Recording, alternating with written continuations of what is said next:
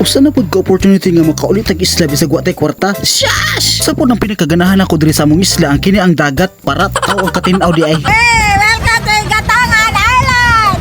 O di ba? Mo pagipagtunob na to sa isla, welcome dayon ta. Ang lechon tao na muwa. Sas! Unya mo din nawa ang panit kay panggit naman di ay. Di gyud paalkan si gyud pod. Tora ning punit na pod. Sa tinuod lang lami magud ang lechon ug wala pa pero naa na mosamot ka lami. Lechon pug naong so mo na to gipangablihan na kay mangaon na. So kung mga tanan mo kung unsay okasyon, birthday tay sa akong pinakakusgan nga apuhan sa tibuok kalibutan. Wish na ko naon tatagaan pagkagtaas nga kinabuhi ug maayong panlawas. Aw karon kay giablihan naman ni nanay ang cake. Aw di na gyud mapugnan. Nagunahon ako ba makaabot ba ka tay aning intara no? Kay murag sa akong edad karon damo mo ko gipamati sa akong lawas. Wa na bata pa kita damo na taglatian murag aksyon tagtagilid aning putuha aw kinabuhian sa nalipat ng butas tanaw aning puto kalami. So pangutana mo kitsa nagiwa ano pangutana kay minyon ana basi maputo mo sa asawa na. Unya giapil na pud nako unang og video kay grabe na puha mura na pug lechon. Happy birthday to you. Why, manok? Happy birthday, happy birthday, happy birthday to you. O di ba? Bisag simple lang ang celebration, grabe kalipay o grabe kasadya. Tinuod gyud lang yun nga ang tinuod nga kasadya wala sa handa kundi naa sa tawo nga nakapalibot ana inyong handa. Sakto ba?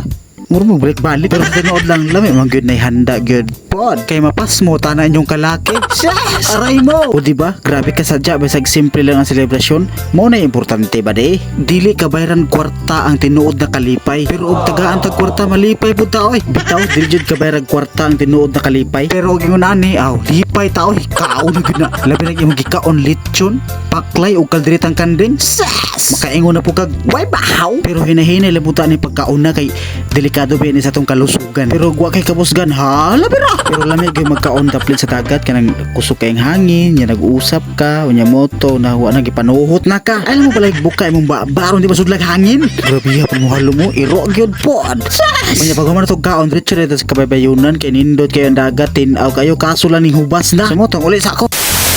So mo to pagbuntag sa iyo ningaritin ko sa mong sandbar para makalanghap tag simoy ng hangin. Unya na po iro ni dulo sa kuha kay abiyag nalibang ko. Kaya nakungko man ko grabe ka tinaw sa dagat sa mong isla. Kung maligo ka diri kita gyud imong buling. Pero lugura lang gyud pod kay damo magbato. Di ba? Unya pagpaduna mo uli namin nasugatan ng mga warriors sa mong isla abi ka presko sa mga kuha na isda. Pero murag wa nyo na klaro balik-balik be.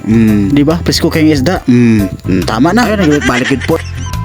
Nya pagka magpadagat palibo na pudta mo ni kitawag sa among naunsa na samon naman ni sagol mga Bisaya og waray mao ni ang lighthouse sa Higatangan Island. O di ba nindot so unsa pa yung gihuwat adto na ta sa Higatangan. Nya kay dako manghunas unsay kasunod daray kung ang kinasun ang inyong makitaan diri sa Higatangan Island. Makuha di ay unsa naman grabe ka presko makaingon na butag way bahaw labi nagkanon na mais. Grabe ka tinaw sa dagat oy mura mag-inin ni tubig sa termos. Matik liguan dayon aron matangtang ng buling sa kalawasan. Grabe kanindot sa mong isla oy. Lami pa ang pagkaon, fresh, lami pa ang hangin, lami pa ang dagat, lami pa ang kuan. Palimot naman tani. Grabe ka tinao. Klaro gyud ang tiil, grabe hugaw Unya batsi na ta kay murag lubog na. Di gyud palkan siyang init gyud pod. Lagutok gyud pod. Basta ingon ani ang panahon ay lang pud palabig pa init sa mong isla. Kay unya pagkahapon, labtingaw gyud ka. Unya dili na lang kukutob. Tara na sa isla sa Higatangan. Let's go.